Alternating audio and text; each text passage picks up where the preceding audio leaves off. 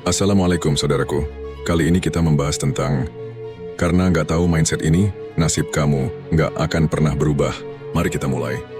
Kamu ngerasa udah capek usaha tapi nasib kamu gitu-gitu aja? Mungkin masalahnya bukan di kerja kerasmu, tapi di satu hal yang nggak pernah kamu tahu.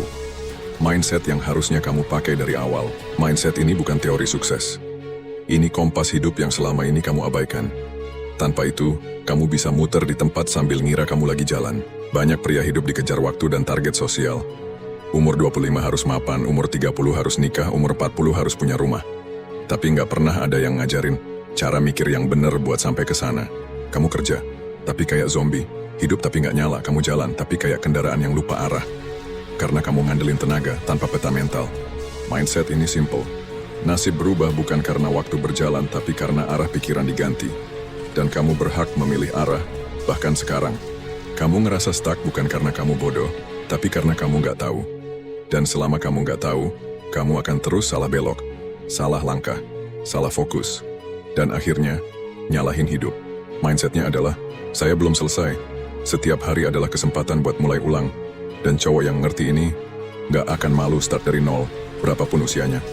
Petinju yang kalah di ronde awal, bisa menang KO di akhir.